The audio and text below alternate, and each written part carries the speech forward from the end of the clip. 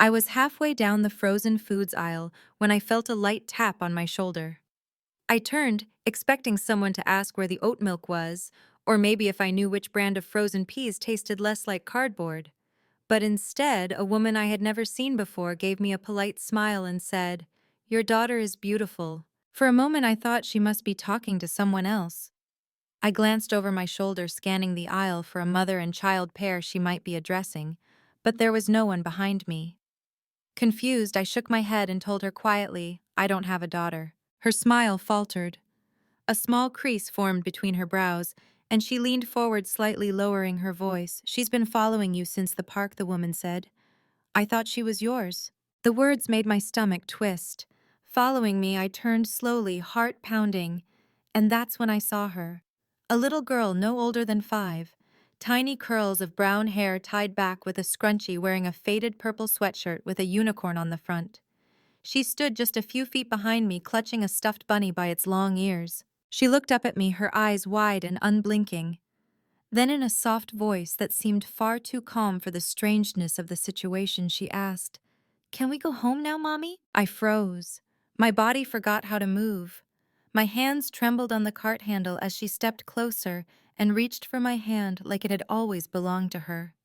I stared down at the small fingers wrapping around mine, the warmth of her grip so natural it unsettled me. The woman who had spoken to me looked just as shaken, her eyes darting between the girl and me.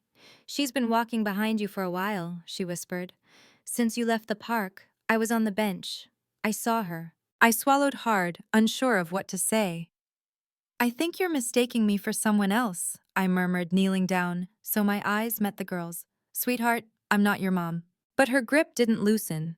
She simply nodded as if she had heard me but didn't believe a word. "Come on," she said softly. "We should go now." Heat rushed to my cheeks. A couple of shoppers slowed their carts to watch. My mind screamed that this looked terrible, like I was about to walk off with someone else's child. I forced a shaky smile and asked gently, "What's your name?" She didn't answer. Her gaze stayed fixed on mine, patient and unwavering. I tried again. "Do you know where your mom or dad is?" Silence. She clutched the bunny tighter, eyes shining with something I couldn't read. The woman who had stopped me muttered an apology and quickly disappeared down another aisle, leaving me alone in the impossible moment. I looked back at the girl. She was now pressed against my side, her small hand laced tightly with mine. "Where are your parents?" I asked again. "You are," she whispered. The simplicity of her words, the certainty in her tone made my chest tighten. Calm, too calm. I fumbled for my phone, desperate for help. I didn't want to scare her, but I needed someone to step in. I called the store's front desk, asking them to send security. My voice shook as I explained. "She says I'm her mom, but I've never seen her before in my life." Even as I said it, she stayed right beside me, holding on like she belonged there. That morning had started out ordinary. I was running errands for my own mother, Denise, who'd had hip surgery 5 weeks ago. Groceries, chicken apples, her favorite dark chocolate, nothing unusual. I had promised to stop by her house in the afternoon with everything she needed. I had become used to routines like that, balancing my work as a web designer from home with the responsibility of looking after her. Since my dad left when I was 8, it had always been me and Mom. She was tough sometimes, unbearably so, but she never stopped fighting for us. I owed her more grocery runs than I could count. I lived a quiet life in a small suburban house 10 minutes from her place. No husband, no kids, no roommates. Motherhood was never part of my plan, not because I disliked children, but because the pull to have them never gripped me the way it did some of my friends. The closest I had come were my nieces and nephews on my dad's side, who lived far away in Texas. The only real family nearby was my mother and my sister Angela. But Angela had been gone for 6 years. Angela. Just thinking her name made my chest ache. She was 2 years older than me. Brilliant, but reckless. We had been close as kids, sharing secrets and dreams. But as we grew older, she drifted into dangerous choices I never understood. Addiction, broken promises, nights spent not knowing where she was. When the overdose happened, I wasn't surprised. That was the worst part. I had seen it coming. I had lost my sister long before the call confirming she was gone. Since then, it had been just me and Mom, So on that quiet Sunday when I walked into the grocery store and felt the tap on my shoulder, the last thing I expected was for a child to look up at me with big brown eyes and call me mommy. I led her gently to the store's customer service desk, her tiny steps matching mine, her hand glued to mine like she thought I might vanish. I explained the situation as calmly as I could to the manager. He peered over the counter at her. Has she told you her name? She said it's Eliza, I replied. The name felt heavy in my mouth, foreign and familiar all at once. The manager called security, and a young guard named Mitch arrived. He offered her a juice box, but she ignored it, leaning against me instead. Mitch suggested we step into the security office until the police arrived. Inside the small room with its wall of surveillance monitors, Eliza sat beside me in silence. When I tried to shift my arm, she leaned harder against me. She didn't cry. She didn't ask questions. She just held on like she had already decided where she belonged. The police arrived within minutes. 2 officers, a man and a woman. They spoke gently, asking for my ID, asking if I knew her. I told them the truth. I had never seen her before that morning. They knelt to speak to Eliza, asking her where she lived, who her parents were. Each time she turned to me. She's right here, she said once, pointing to me. The words cut deeper than I expected. The officers checked missing child reports, but nothing matched. No one had reported an Eliza missing. No Amber Alerts, no frantic parents searching for her. And still she wouldn't let go of my hand. Hours passed. Social services was called. A woman named Jackie, kind-eyed and soft-spoken, arrived to take Eliza to temporary foster care. She crouched down to Eliza's level, speaking gently. Hi there, sweetheart. My name is Jackie. I'm going to take you somewhere safe tonight, okay? Eliza didn't look at her. She looked at me. Then she wrapped her arms around my waist, whispering into my shirt. Please don't leave me again. Her words broke me in half. I looked at Jackie helplessly. She doesn't trust anyone else. Look at her. Jackie hesitated, then sighed. There's a process. Paperwork. Licensing. But there might be a temporary custody option if you're willing. I didn't even think. Yes, whatever it takes. That night, Eliza fell asleep on my couch, curled around her stuffed bunny. I sat in the armchair watching her chest rise and fall, unable to shake the feeling that this was all impossibly real. A little girl had called me mommy, and I had said no, but now somehow she was here sleeping under my roof. And deep inside I couldn't shake the echo of her words. Please don't leave me again. I didn't sleep that night. Every time I closed my eyes, I saw her standing in the grocery aisle clutching that bunny, looking up at me like she had known me her whole life. I kept telling myself this was temporary, that by tomorrow morning, someone would step forward to claim her. Some frantic mother would come running, papers in hand, and everything would go back to normal. But the house was quiet. Too quiet. The only sound was the faint hum of the refrigerator and Eliza's steady breathing from the couch. At dawn, I made coffee and sat at the table staring at the clock. I should have been heading to my mother's house with groceries, checking on her hip, reassuring her that I was managing just fine.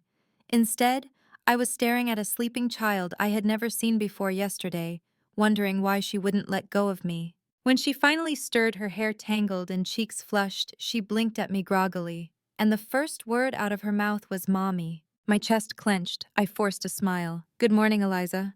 She sat up, bunny in hand, and padded over to me, like she had done it 1,000 times before. She climbed into the chair next to me and asked if we had cereal. My hands shook as I poured it into a bowl. How could a child so small act so certain, so at home? Later that morning, Jackie from social services came by. She looked tired, but kind, carrying a folder stuffed with forms.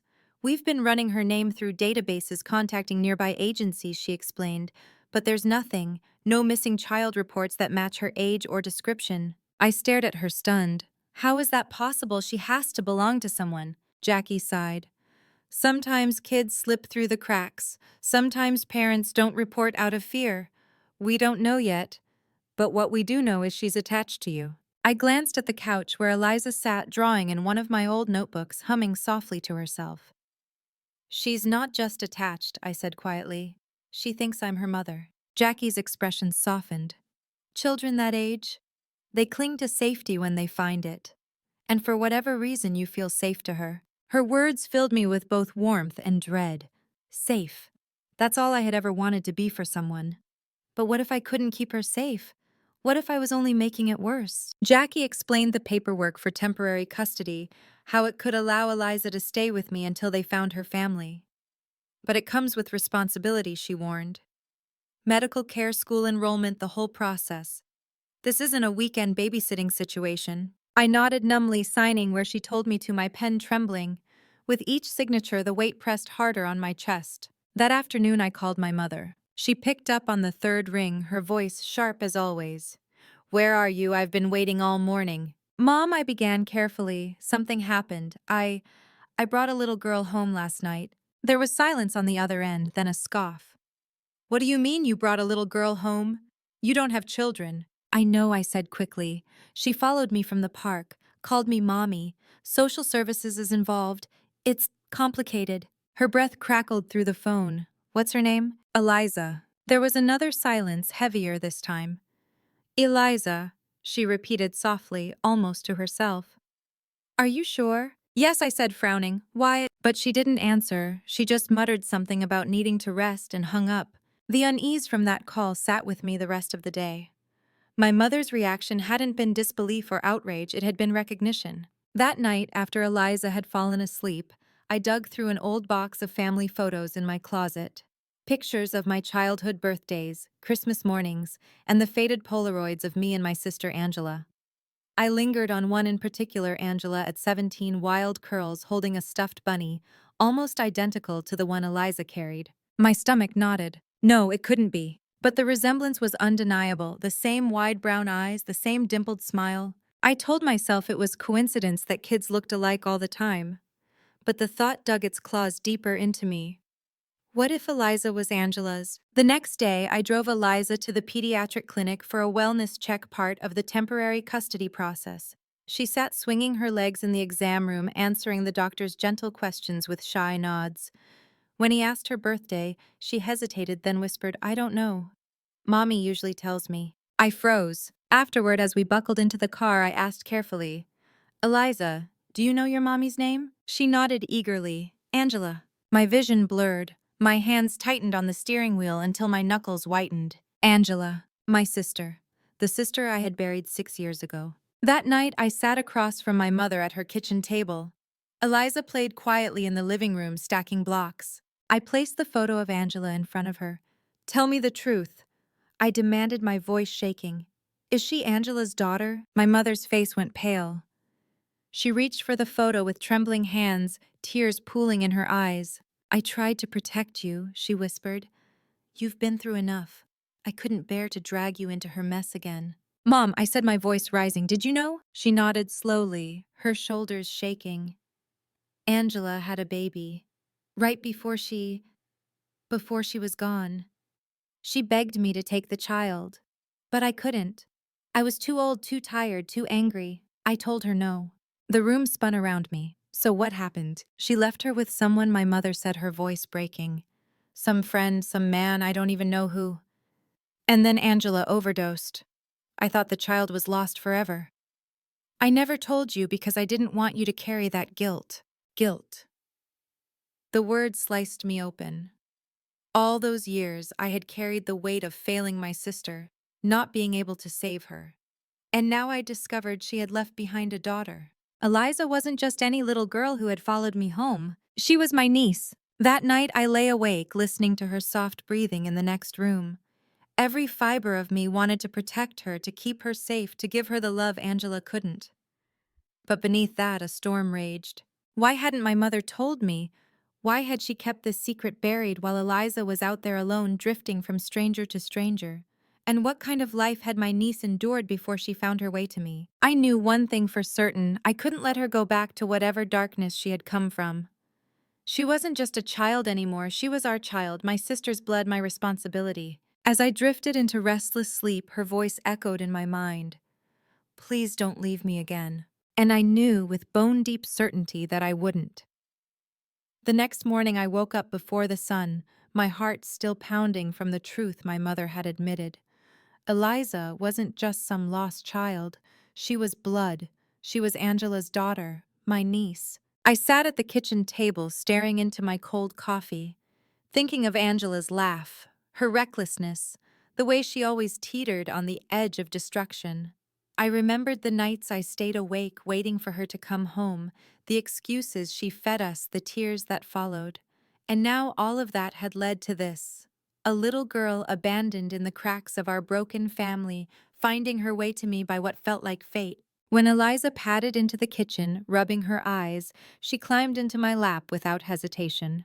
She rested her head against my chest and whispered, "Don't send me away, Mommy." The word hit me harder this time. It wasn't confusion anymore, it was recognition. Angela had been her mother, but Angela was gone, and now she was looking at me to fill the void. Later that day, Jackie from social services came by again to check in. She had stacks of forms updates about the search, but still no answers.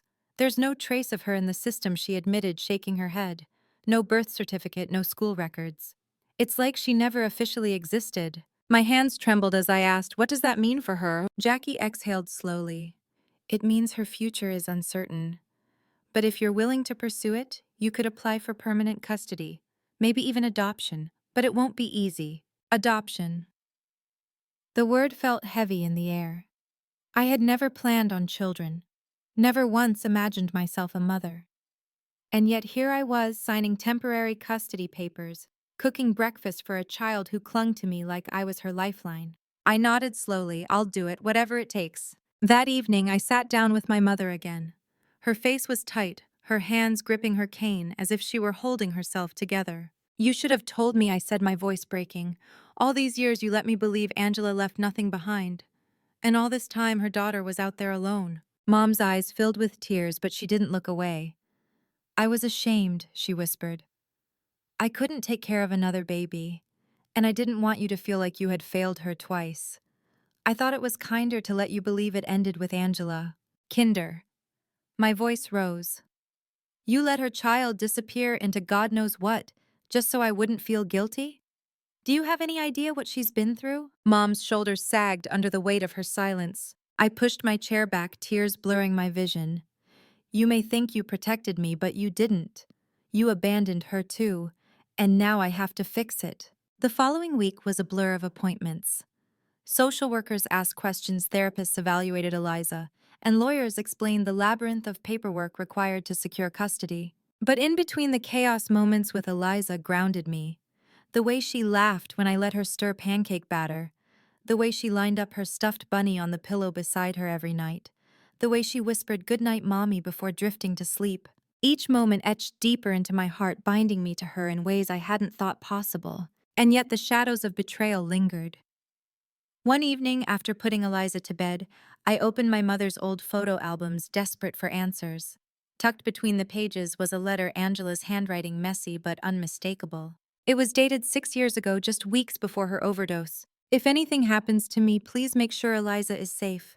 She deserves a chance to grow up without my mistakes weighing her down. Promise me you'll protect her." My breath caught. She had begged for us to save her child, and my mother had kept it hidden. I confronted Mom again the next morning, the letter shaking in my hand. "You knew she wanted us to protect her," I said, my voice trembling with fury.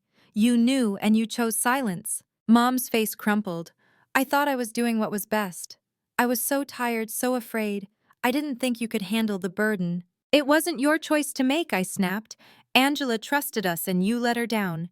You let Eliza down, and now she's the one paying the price." For the first time, my mother broke completely. She sobbed, her hands covering her face, whispering over and over, "I'm sorry. I'm so sorry." But no apology could erase the years Eliza spent without family, without safety, without love. The weeks that followed were some of the hardest of my life.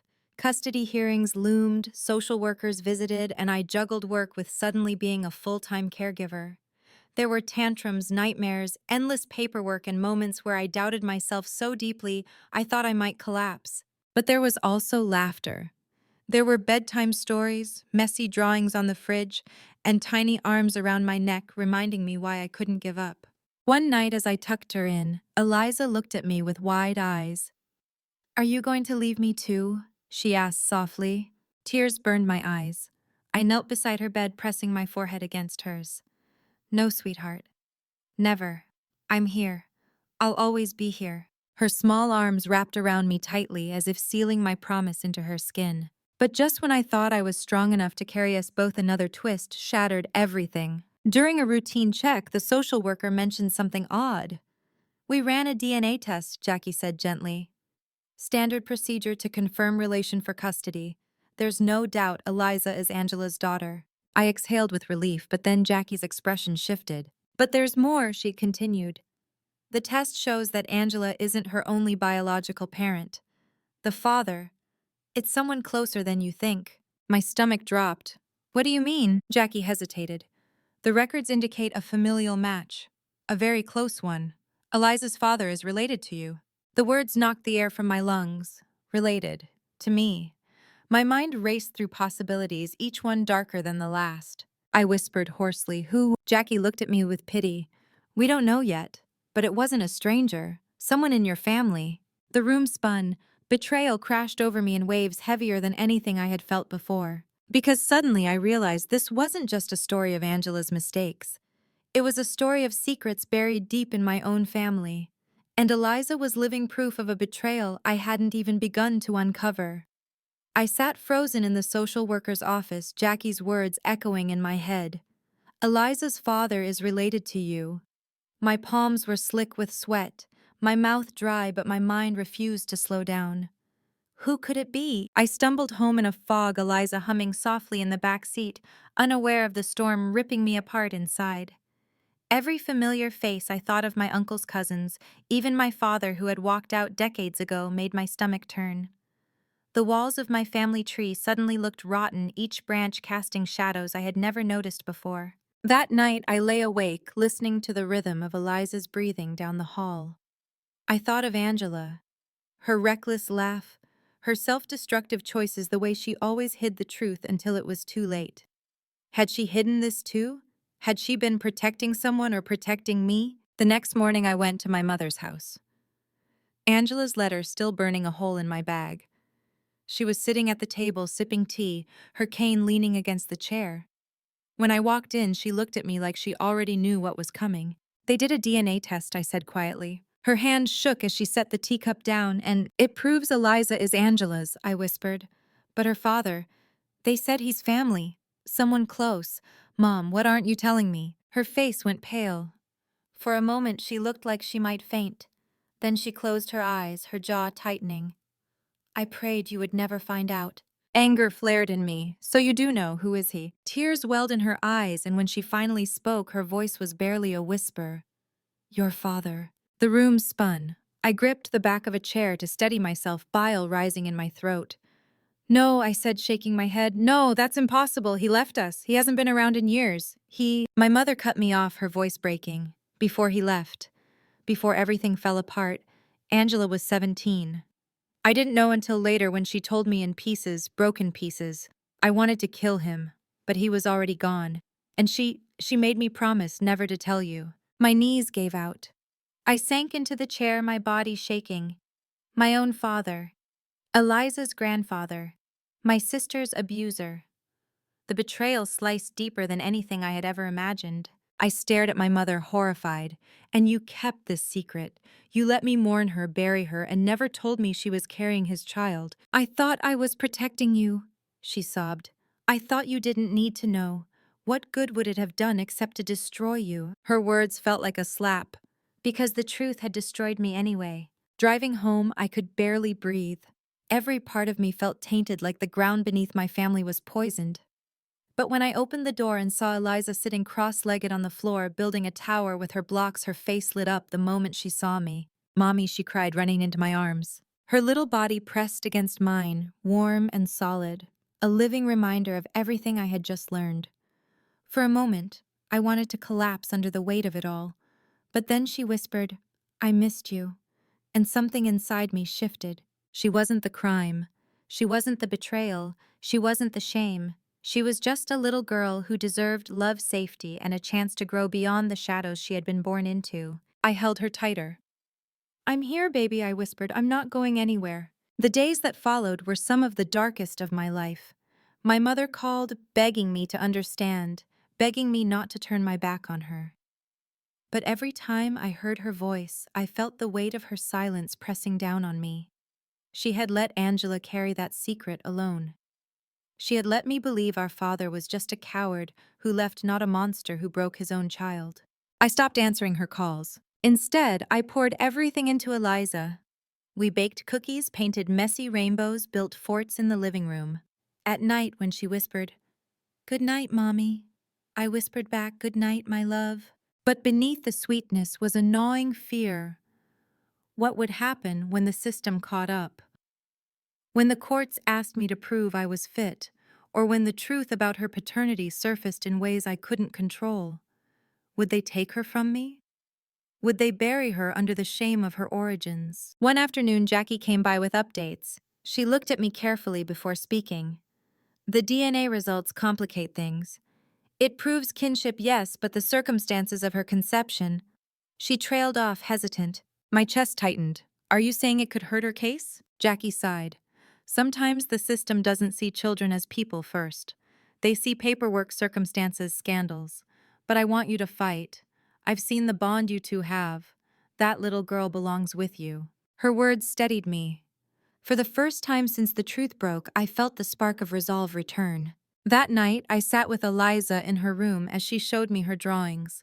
Stick figures holding hands, one taller, one smaller, both smiling. "That's me," she said, pointing to the little one. Then she pointed to the taller figure. "That's you." My throat tightened. "And where's your bunny?" I asked, trying to keep my voice light. She drew it in quickly, right between us. "He's with us too." I laughed softly, tears prickling my eyes. "Of course he is." When she finally drifted to sleep, I sat there in the quiet, staring at the picture.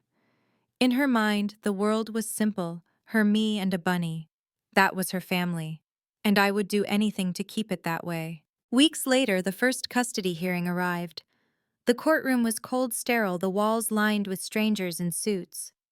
I sat at the table, clutching Eliza's hand, my lawyer beside me. Across the aisle, representatives from the state shuffled papers, prepared to argue that Eliza's future was too uncertain, too complicated. But when they asked her where she wanted to be, she didn't hesitate. She pointed at me, "With Mommy." The judge's expression softened. My heart swelled even as my hands trembled. This wasn't just a legal fight anymore. It was a battle for her soul, for her right to be more than the product of betrayal. After the hearing, as we walked out into the sunlight, Eliza slipped her small hand into mine and whispered, "Did we win?" I crouched down, brushing her curls back from her face. "Not yet, sweetheart, but we're fighting, and I promise we're not giving up." She nodded solemnly, like she understood more than a child her age should. Then she smiled, and for a moment, the darkness of our past fell away. That night, I sat alone on the porch, staring at the stars.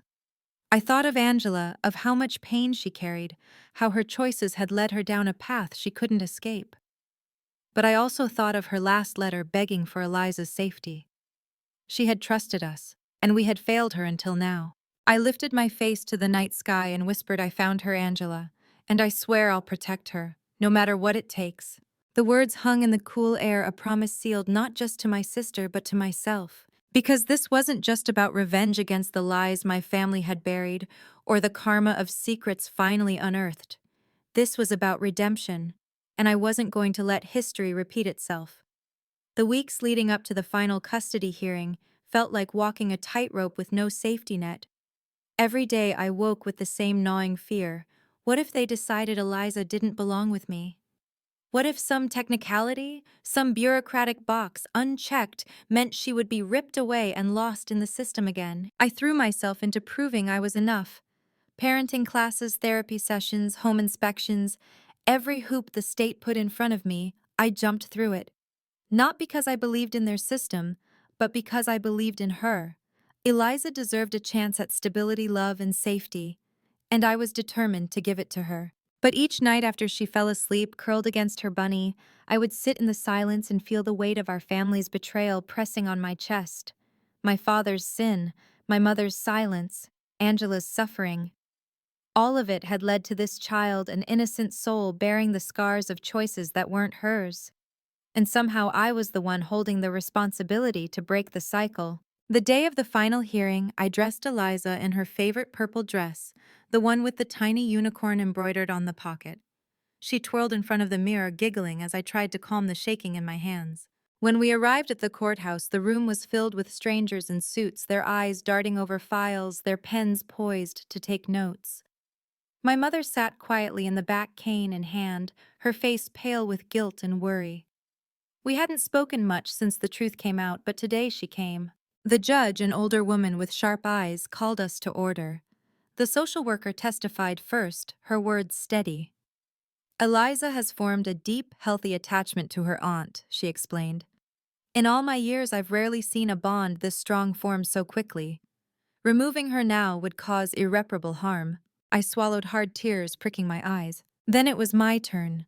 I stood, my knees trembling, and looked at the judge. I never planned to be a mother, I admitted, my voice breaking. But the moment Eliza called me Mommy, something in me shifted. I thought it was a mistake, a misunderstanding. But now I know it wasn't. She saw me for what I could be, long before I believed it myself. I can't change the fact that my family failed her before. I can't erase the darkness of how she came into this world. But I can promise this: she will never feel abandoned again. Not while I'm breathing. The courtroom was silent. Even the judge's expression softened, though she kept her composure. Then, unexpectedly, my mother stood.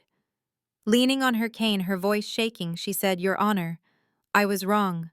I hid the truth out of fear and shame, and in doing so, I failed both my daughters. But I believe my youngest has the strength to give Eliza what I could not. Please, let her stay." I turned to look at her, stunned. For the first time in years, I saw not the hardened, unyielding woman I grew up with, but a mother who was finally willing to admit her mistakes. The judge took a long pause before speaking. The decision in cases like this is never simple, but the evidence is clear. The child is thriving in her aunt's care. The bond is undeniable. For her best interest, custody will be awarded to— My heart stopped. Her aunt. The words hit me like sunlight breaking through a storm. Eliza squeezed my hand. Her smile wide, her eyes bright with a joy so pure it washed away every shadow. "See, Mommy," she whispered. "We won." I pulled her into my arms, sobbing into her hair, whispering back, "Yes, baby, we did." In the weeks that followed, our home began to feel like exactly that, a home. Eliza decorated the fridge with her drawings, filled the rooms with laughter, and slowly the nightmares that once woke her in the middle of the night began to fade. My mother visited often. It wasn't easy between us. There were still wounds, still words left unsaid, but I let her in. Because I realized forgiveness wasn't about excusing what she had done. It was about giving Eliza the chance to know she wasn't alone in this world. Sometimes at night, I would sit on the porch and look at the stars, thinking of Angela. I wondered if she could see us, if she knew her daughter had found safety at last. I thought of her letter, her plea for protection, and I whispered into the night I kept my promise. Eliza would sometimes curl into my lap, her bunny clutched to her chest, and ask about her mother. I told her stories of Angela's bright smile, her fierce spirit, her love. I didn't hide the truth, but I gave it to her gently, piece by piece, wrapped in hope instead of shame. Because I wanted her to grow up knowing she came from pain, yes, but also from love. Looking back now, I realized the story wasn't just about a little girl who called me Mommy in a grocery store. It was about family secrets, betrayals, and scars that could have destroyed us. But it was also about redemption, resilience, and the unshakable bond that can grow from the ashes of the past. I never thought I would be a mother. But fate had other plans. And in raising Eliza, I found not just her second chance, but mine as well. So if you're listening to this and you've ever felt broken by the weight of your family's secrets, remember this: you are not bound to repeat their mistakes. You can be the one who ends the cycle, the one who writes a different ending. That is the lesson Eliza gave me. If this story touched you, please take a moment to like this video, share it with someone who might need hope, and subscribe for more heartfelt stories like this. And most of all, leave a comment below. Tell me your story. Tell me what you've overcome. Because your voice matters too.